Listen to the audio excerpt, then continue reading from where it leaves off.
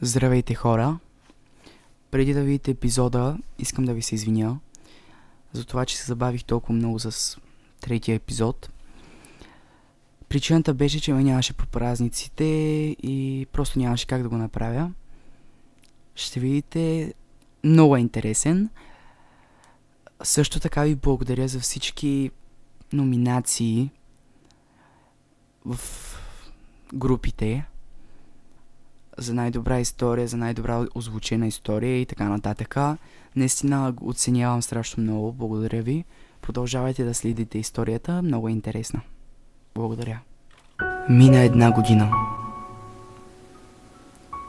Болката постепенно отминаваше. Но те не знаеха какво ще ги сполети.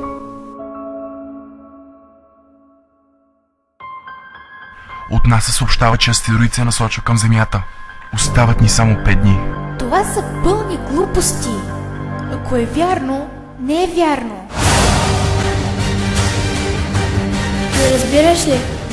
Няма смисъл. Не искам да го казвам, но всичко свърши. Няма спасение.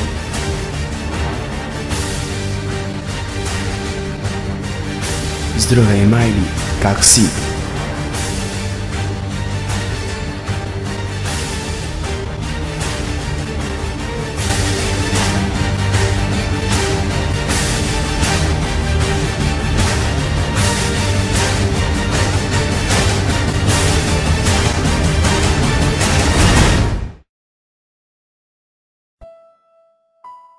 Майли, виж, искам да ти кажа, че съжалявам.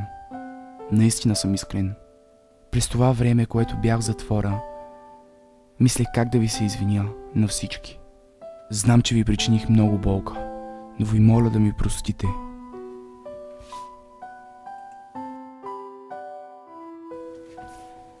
Деми, почакай. Ще ми простиш ли? Моля те. Да, обичам те. Нещо смешно ли казах? Извинявай, просто...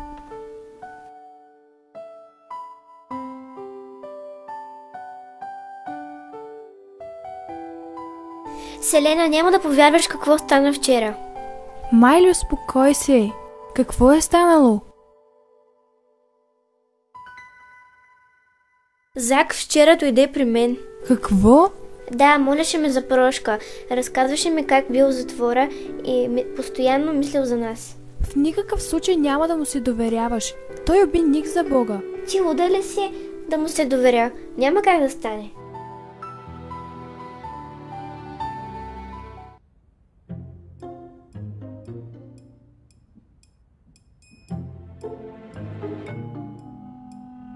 Нина, какво правиш тук? Здравей, Селена. Какво има? Нищо, исках да ти кажа, че се местим да живеем отново тук. Знаеш ли как ще ти се зарадват всички? Ало, Деми, ела бързо. Трябва да видиш кой е тук. Добре, там съм след 10 минути. Тук ще ти хареса. Надявам се. Още един човек обаче е с мен. Кой? Много си хубава, спокойно. Знам това. Да, хубава и скромна. Много се радвам, че се върнахте. Без вас беше скучно. Тоест, ти искаш да кажеш, че без мен ти беше скучно. Напълно те разбирам. А Нина къде отиде? При Селена и другите. Хайде да отиваме. Добре.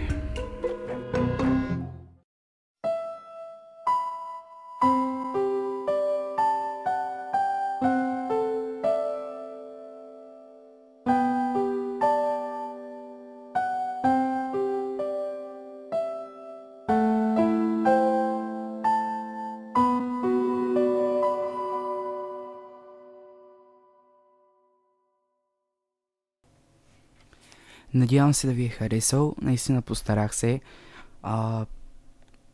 Епизодите ще излизат може би всяка седмица отново. Чакайте, че Александра ми звъни по скайпа. Изчакай само за секундати. Ще бъде интересно, наистина. Следете, гледайте, пишете коментари и това е. Може би ще излизат всяка събота или всяка неделя или през седмицата, не се знае. Когато съберат нужните коментари, понякога се забавям, но имам причини. Благодаря.